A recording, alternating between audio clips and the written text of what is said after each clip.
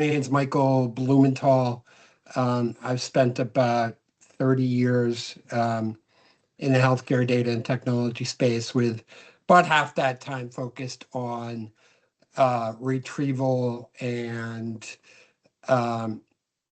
integration and enhancement of clinical data.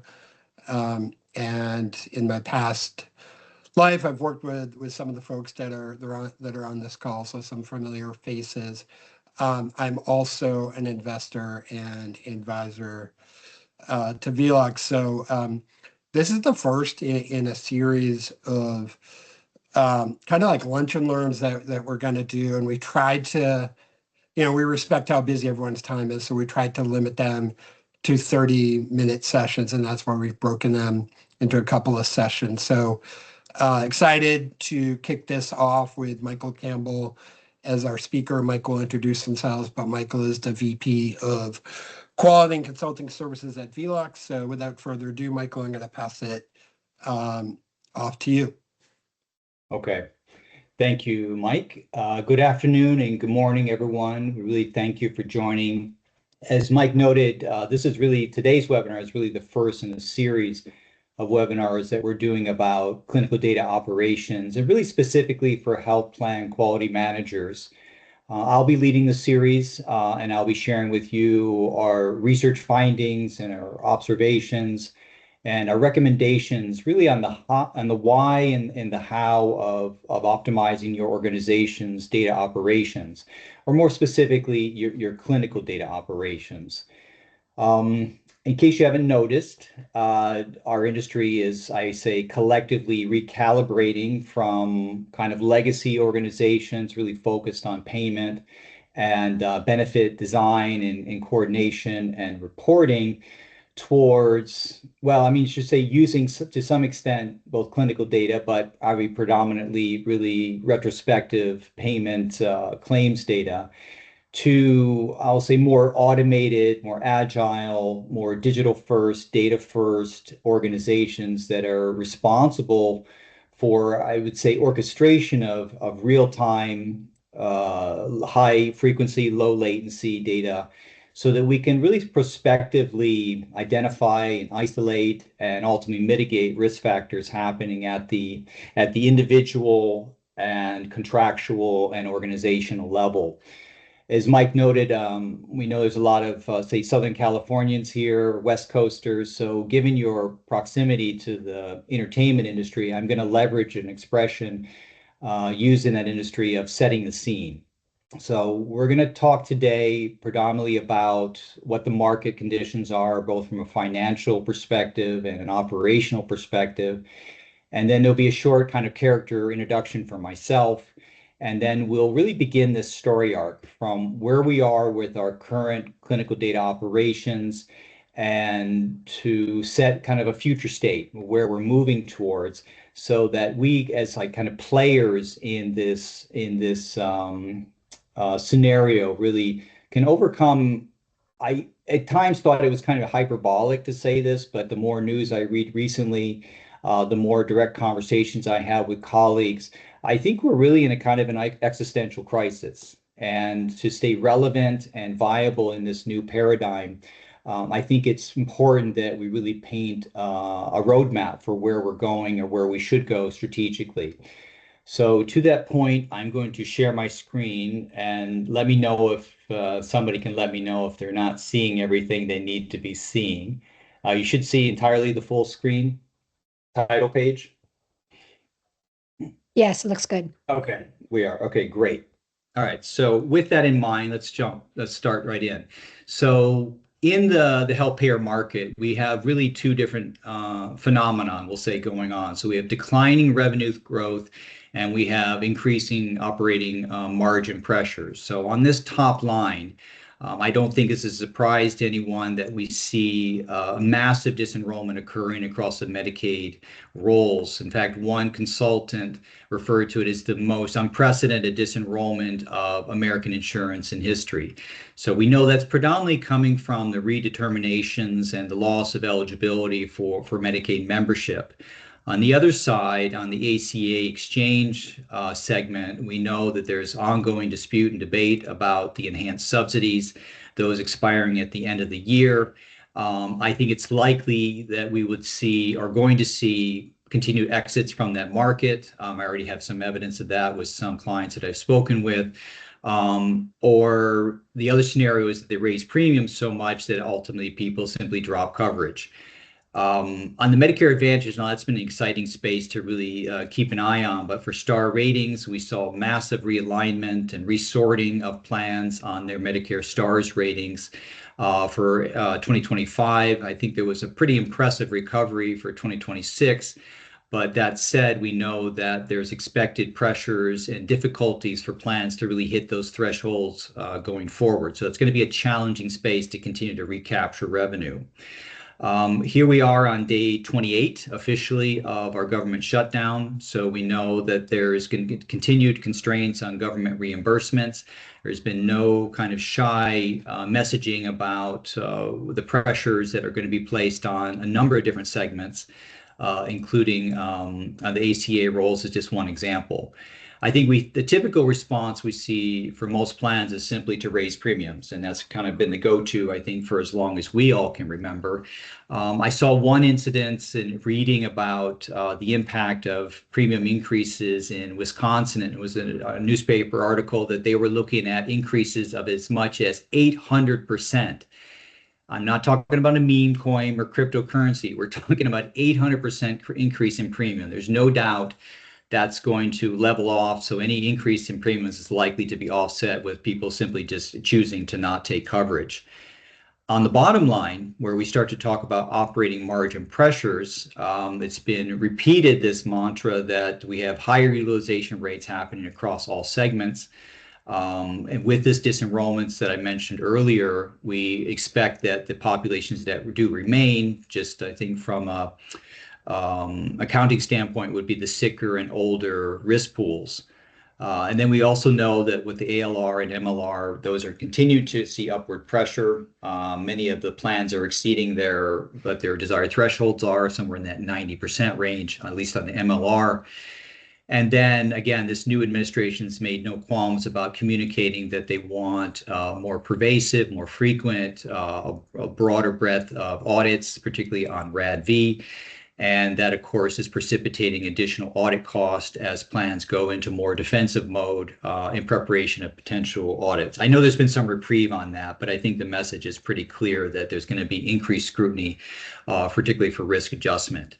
So there's a heavy kind of focus on the regional market. I kind of skipped over, just in the interest of time, that many regional plans find themselves in this kind of existential crisis where they're referring to the importance of how do they survive going forward in this next, say, 2 years in particular.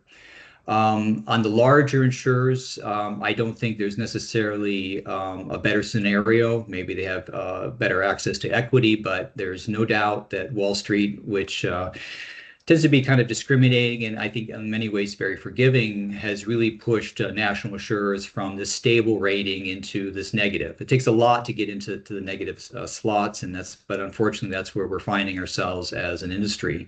Again, they cite this increased utilization and rising medical costs amongst this kind of ongoing segment challenges between Medicare and Medicaid, and there's not a one solution fits all kind of scenario. I like to follow Grant Parkas. I've had many chances to talk with him, meet with him. We've used his quotes before. He's kind of a no BS. Let's talk about what things that need to be said. And he did a very, I think, discriminating review of the Molina's recent earnings call. And you'll see here some of the things that he referred to as there was a big earnings miss on estimates against estimates, 50%.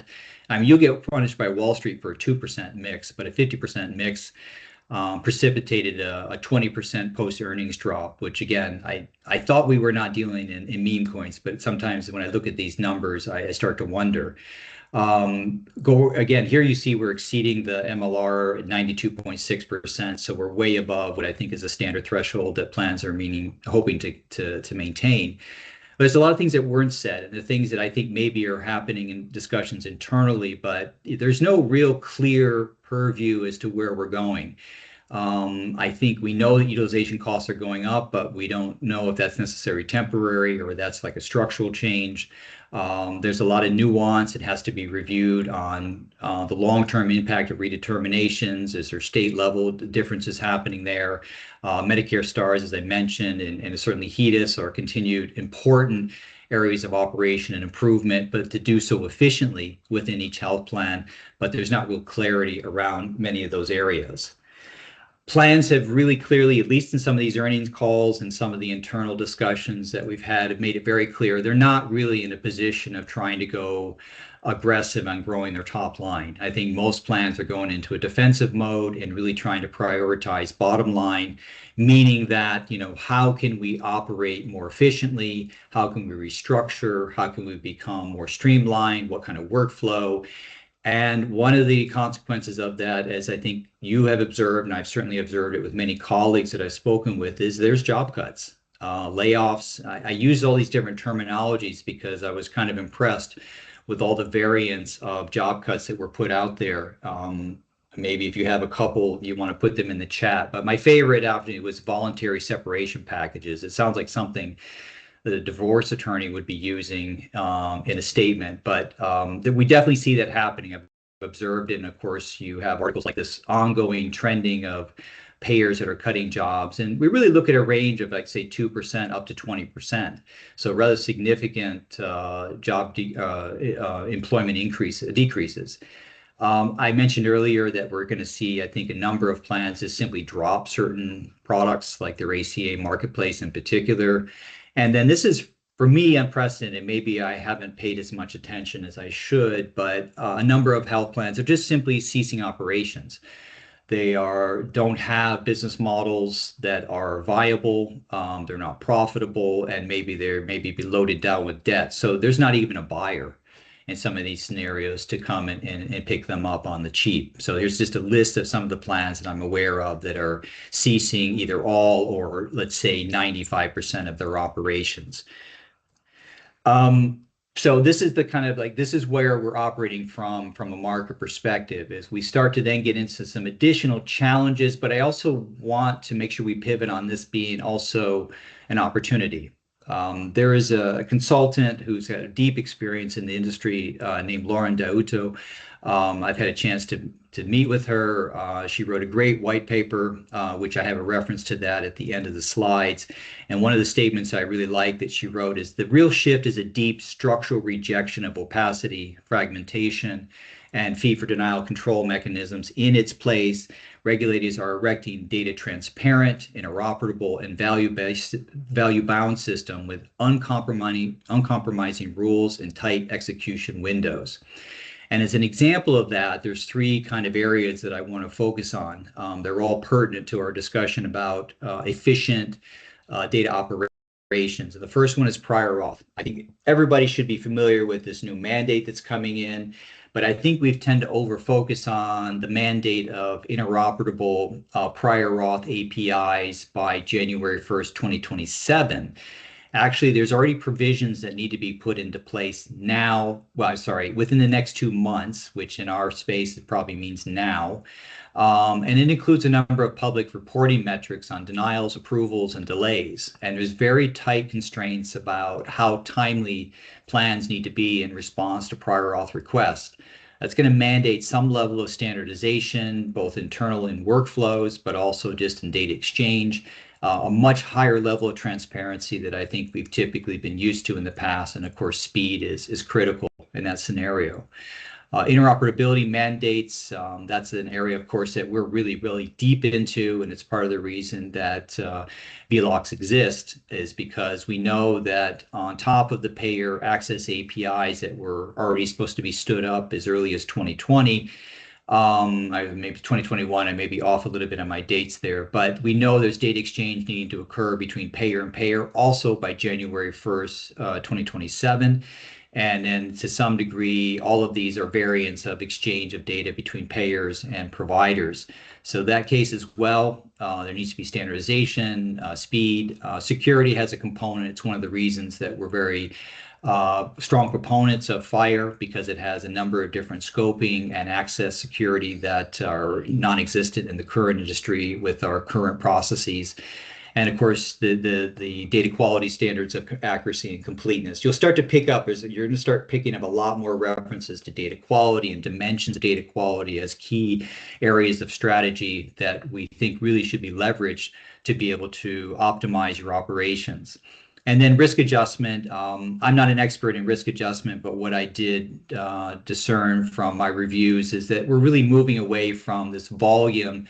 The more codes that I can pad into the risk adjustment, obviously the higher score exists, and ultimately that increases payment. But there seems to be a shift towards really the plausibility that we're not just a blanket capture of codes and comorbidities, but what's the plausibility of these comorbidities existing given the other contexts of this member's utilization. So there definitely has to be an alignment amongst different departments within the health plan. Again, a much higher level of transparency, auditability as its own data criteria, and then of course accuracy and completeness. So these are, I refer to them as crisis simply because they're more pressure.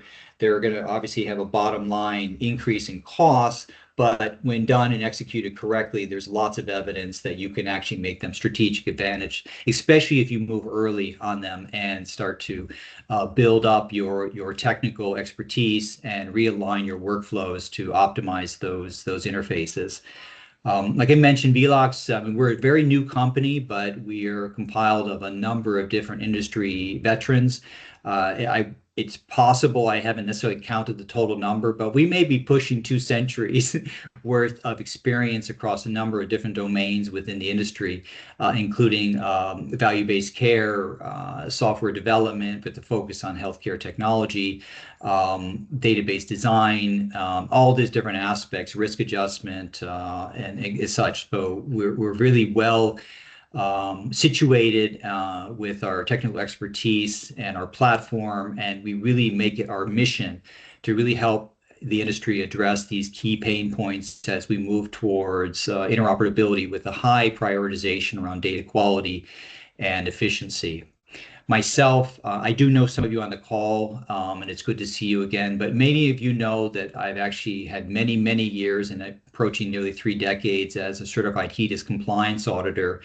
Was actually part of the original pilot program in 1998, which was a partnership between CMS and NCQA and IPRO when we piloted the audit program at that time. During that time, I conducted hundreds of audits. I probably signed off on thousands and thousands of submissions.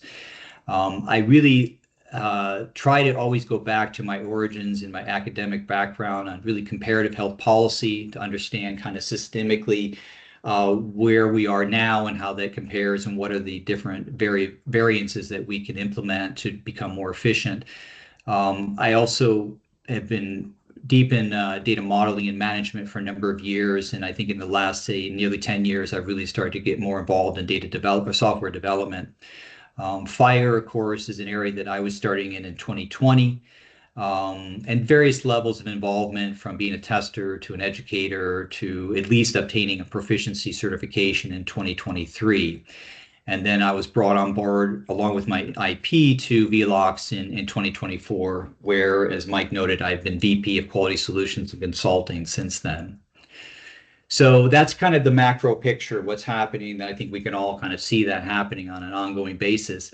And then let's get a little bit more micro and look at how things, as I've observed them really for the last, I'll say 10 years, but I haven't seen a dramatic shift, I'll be honest, in even the last 5 years, is that under our current data operations, we do still have a tendency to be latent and retrospective, like an over-reliance in many ways on administrative claims vis-a-vis clinical data.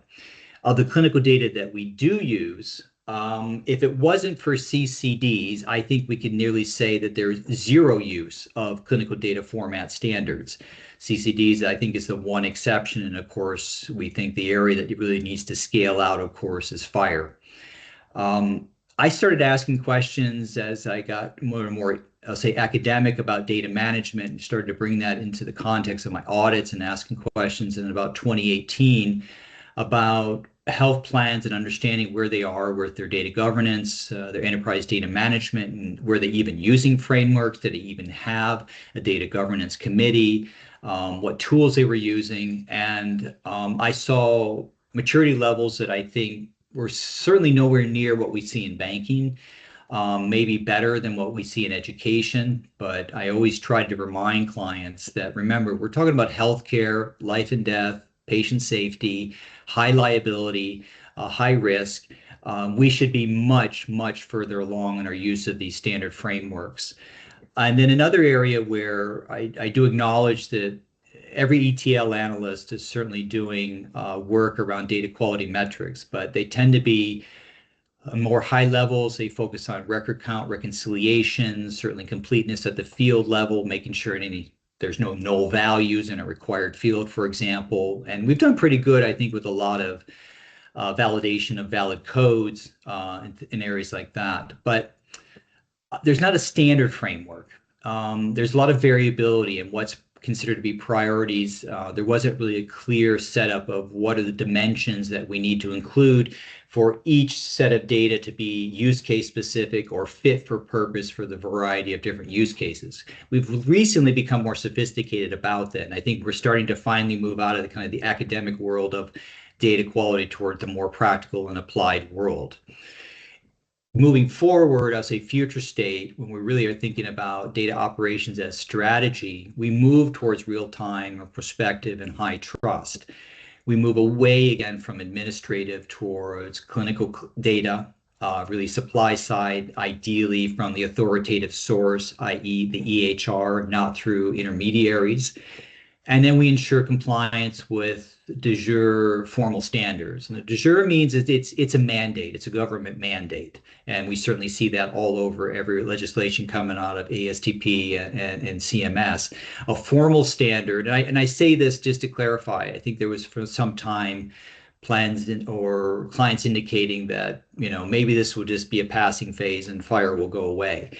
A formal standard means that it's actually from an SDO like Level 7, which has very strict ANSI compliance governance standards that it has to meet. And I will also say that FHIR is international. I do go to conferences as often as I can pertaining to FHIR in particular, and I'm impressed with how often people from all over the world participate and attend these conferences. So I really need to emphasize that FHIR is not going away. And then, like I mentioned, we need to move towards these defined data governance frameworks, ensure there's a proper governance structure with champions coming from the executive level of the plan, and a more holistic data management where we look not just at, say, data quality or just the ETL environment, but holistically looking at a complete inventory of all your data sources, classify data sources, capture the metadata about the data sources, and then those are combined with these, again, multidimensional data quality standards and tools to really ensure at least a minimum of accuracy, timeliness, completeness, and auditability across your data environment. Now, I think it's quite often, and I was always, I think many of you know that sometimes I could maybe sometimes get annoyed with certain responses I may receive as an auditor, because I go in with a certain expectation, and I always appreciated how frank and honest people were in responding. But one area that always I think was problematic for me is that there was a tendency to treat outside of quality management that if something was data, really at the core of the data, like the quality of the data, the movement of the data, that somehow that was an IT concern and that would be delegated to them. I like this representation of the 3 layers of data infrastructure. And this was from a recent webinar I saw with Eugene Vesto, who was another guy I follow and met with just very recently last week. Did an interview of Sanderson and Freeman, where there's really 3 layers. Those first 2 layers are the database compute storage layer and the ETL or data transformation movement layer. That clearly falls within IT. There's a certain technical skill set that's needed. But once we hit that top layer of data management, that starts to really move out of the purview of IT. Certainly they need to be engaged because they're the ones pushing the data and the visibility of that data up to the business layer.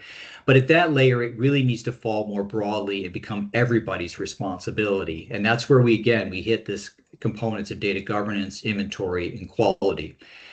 There's another quote by Lauren Dauto, and I won't read the whole thing, but the part I do want to note is that plans that treat this as an IT problem are going to get blindsided.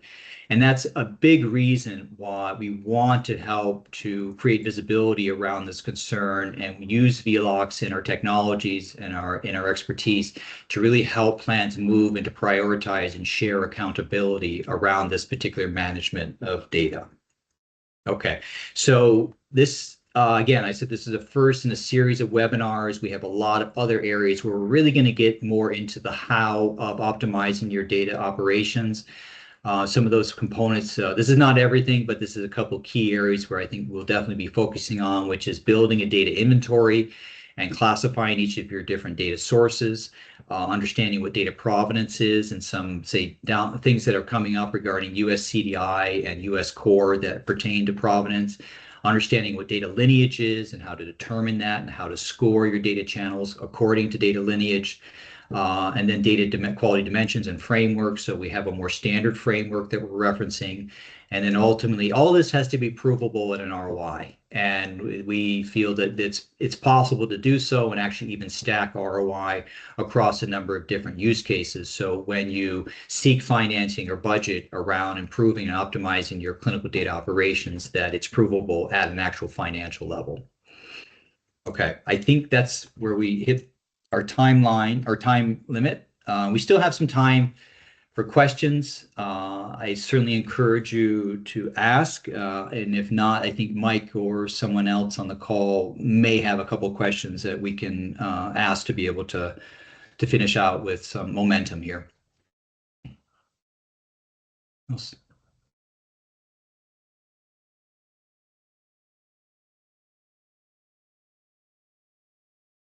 Okay. Oh, Mike, I don't hear you. You're on mute there. Hey, Michael, one of the things I was seeing in my time with health plans is felt like folks are just kind of kicking the can down the road when it came to really figuring out clinical data strategy, really executing on FHIR and understanding where all their data stands. I think it's sort of, hey, let's see what NCQA and CMS are going to do. Like, what's your guidance there on when's the right time to pull the trigger? Are we too early? Are we too late? What happens if you don't pull the trigger soon enough? Yeah, it's a great question. I think, I mean, I want to emphasize again some of the more immediate timelines that we're looking at, which kind of fall outside the purview typically of quality management, because I think the one that we're most concerned with within our community is around the movement towards digital quality measurement. And we know those timelines are all the way up to 2030. But in between now and then, we can continue to see NCQA deprecate the medical record review hybrid methodology. And certainly moving from large health plans, of which I think there's some rather large health plans on the call now, we know that moving from a population of 411 up to, say, 41,000, that's not something that scales easily, or I should say inexpensively or efficiently if you want to do prospective medical record review. So there's already an immediate need to start looking at solutions to start to address some of those data gaps. That's what we like to use as expression stacking ROI, because we know that data capture more broadly for HEDIS and other quality Medicare stars, it's still clinical data. And if you set the pipes correctly, you can more easily start to capture data that supports prior authorization, risk adjustment, care management, fraud, waste, and abuse. All of these ultimately can leverage the same pipes when you get this FHIR connection made. So I absolutely do not think it's too early.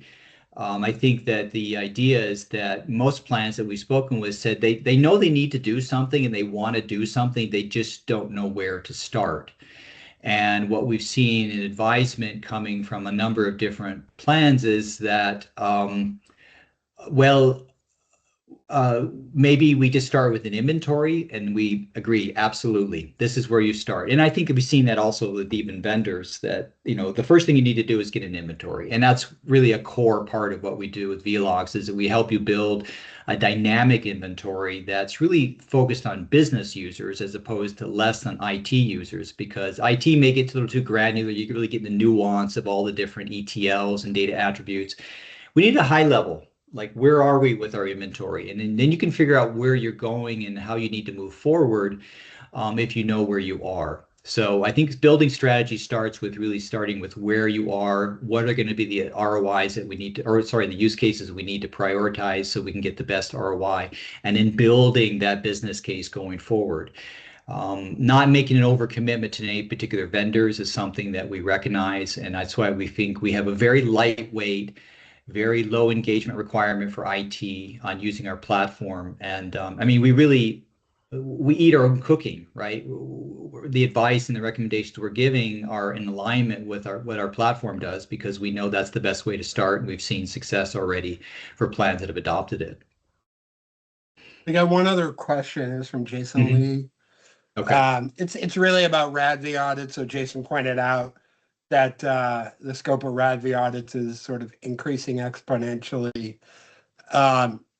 Any advice for, how can health plans stay ahead of that, and where might that overlap with some of the topics that we might talk about on the future webinars related to FHIR, clinical data inventory, and ROI?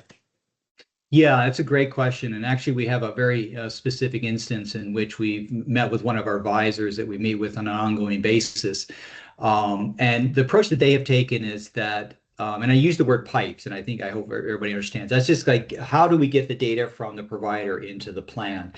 And what they discovered is they really kind of went agnostic. Let's stop building pipes according to the use case that it needs to be built for, and just say, let's get as much data as we possibly can into our environment, and then we can establish where the uses are that come up later. They came at it from the approach that we actually need it for quality measurement, so for HEDIS. But they focus on CCDs. And of course, we are preferential to FHIR for all the reasons that I think some of you are aware of and that we'll touch on continuously throughout the webinar series.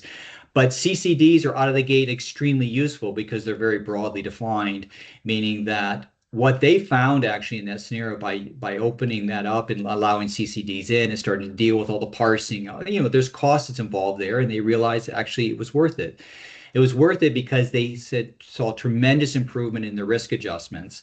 And they also then had the documentation readily available to them to support the clinical documentation requirements for their risk adjustment. So again, that's building different use cases on top of an existing pipe is a really valuable exercise. And of course, because it's agnostic, you can use it for these other purposes as well. So it keeps coming back to the more data, the more low latency data you get, the better. Yeah, I don't know if I saw another question come in. We've run a little bit over, guys, but I don't mind hanging out. I'll let that be determined by the community. I don't see any other questions, MC. Okay, all right. Well, let's be respectful of time. Thank you very much for everybody for connecting. We look forward to seeing you again in our next webinar series. We'll make an announcement, I think, of that quite soon. Our intention is to get several more done before the end of the year. And so we'll continue to build on the discussions that we've been having here. And we'll definitely get more into the actual practical hows of clinical data operations and optimizing them to bring the most benefit both to your organization and to yourselves in your daily work. Okay. Thank you, everyone. Have a wonderful holiday. Be safe, and we'll see you soon.